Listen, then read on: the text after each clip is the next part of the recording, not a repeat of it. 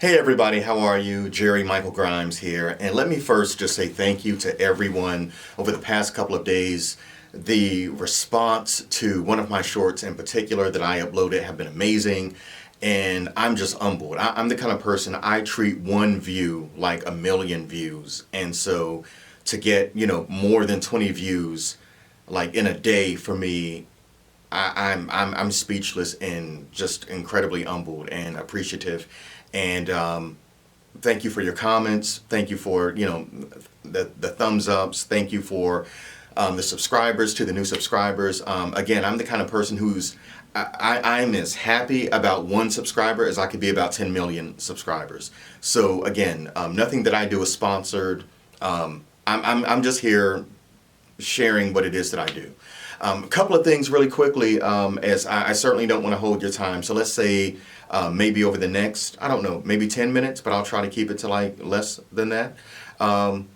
Because again, I just appreciate you being here. But I again wanted to thank everyone who tuned in, and also to thank all of the incredible artists whose work has been a part of this project. Luke Oswell, professional problem solver, and also all of the incredible artists whose contacts I have dropped in the description. For anybody who's doing any kind of artistic work, any kind of development, I highly recommend you. Again, I'm not sponsored, but I highly recommend that you check them out.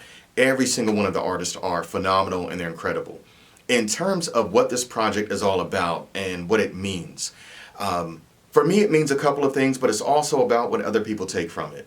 For me, and I've said this before in a couple of earlier videos, and it's really cool to think we've gone all the way back now to December 2012, December 2024.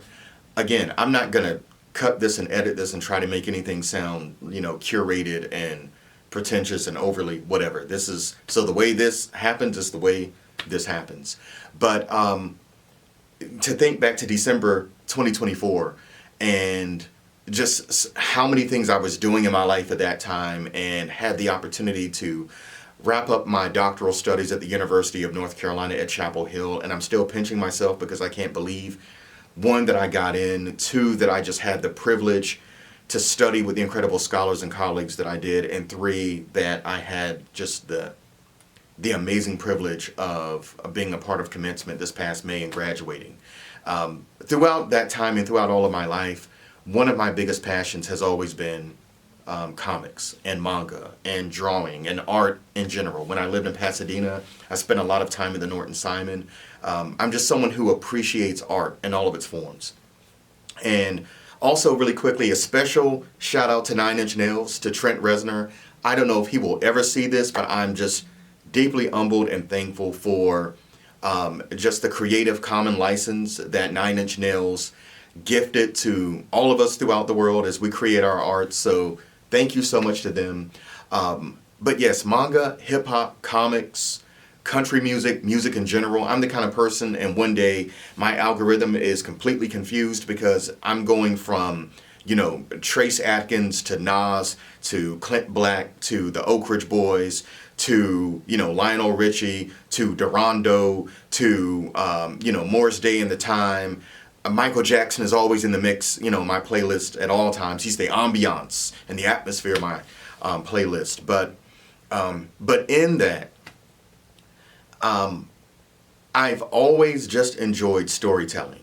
My father and I used to draw a lot together. And something a lot of people don't know, my dad could really draw well. He would draw pictures of Optimus Prime. I would draw pictures of Megatron. We'd put the two pictures together as if they were battling, and it's one of my fondest memories in my entire life, particularly now that my father has gone on. And my dad once said something to me. He said, "Son, your stories are great, and I really want you to tell stories, and I really want you to make music." And he said, "But understand this, understand the way people are. Unless you're going to have explosions every 1 to 2 seconds, you're going to have to put sex somewhere in there, because that's what people pay attention to." And I appreciate the fact that my father was so real and down to earth about that, which is saying something, because if you know about the entirety of my life, I don't know what a project like this will cost me in terms of everything. It's not going to cost anybody here anything, because I'm going to put everything out for free starting on July 1st. I'll drop one track at a time, and then by July 18th, I'm going to drop the entirety of that project. And think of the project that I drop as an elaborate, oversimplified pilot of a show. It's not going to be the entirety of the Luke Oswell story. The Luke Oswell story, as I've plotted it out, is a saga. It could take, in a televised form, it could take years to tell. In a cinematic form, it could take years to tell. It's not about the end of a story so much as it is about the story itself. But to oversimplify what it's about, if I had to pitch it, Vince Gilligan style, then basically imagine Alonzo Harris from Training Day. If you've seen the film Training Day, imagine Alonzo Harris wielding Mjolnir, wielding Thor's hammer. So if you can imagine Alonzo Harris, that character, wielding Thor's hammer, imagine him being worthy by some quirk of destiny.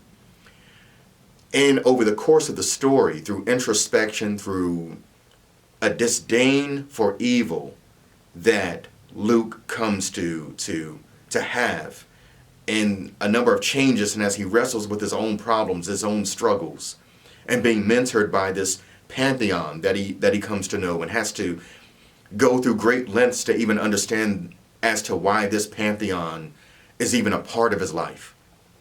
He transitions into the equivalent of Uncle Phil wielding the Infinity Gauntlet. Alonzo Harris with the power of Thor becoming Uncle Phil wielding the Infinity Gauntlet, and the journey in between. What does it take for Alonzo Harris to become Philip Banks? That's the story. And yes, I grew up in the 70s, born in the 70s, grew up during the late 70s, 80s, 90s. It's going to be irreverent.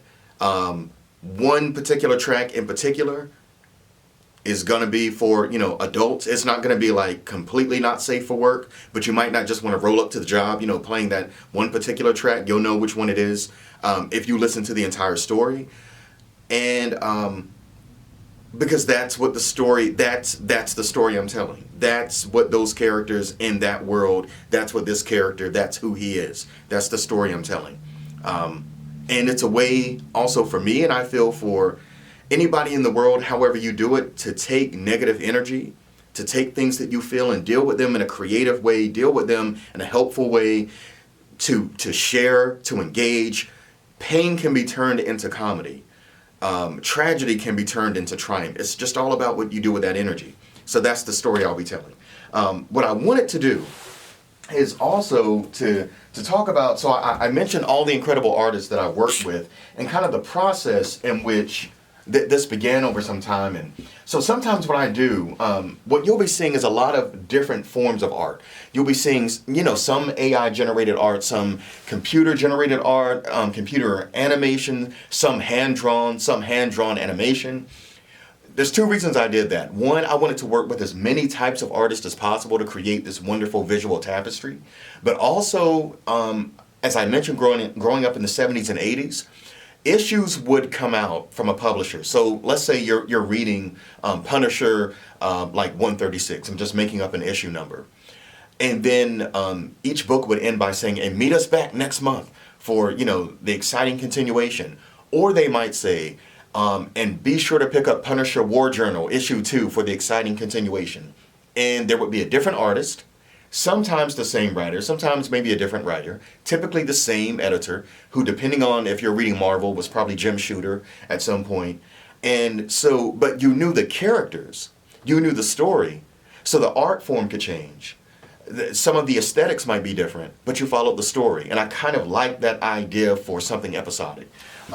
So what I would often do is I would provide the artist. So again, I'm not a professional artist by any stretch, but let's say, I would kind of send them, kind of this design. So I might send them a design and say,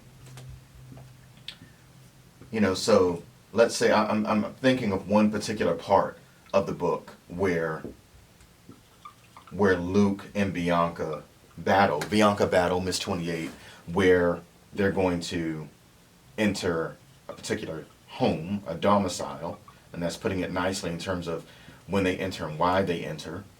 And so what I would normally do is I might start off with something like this as a reference for myself.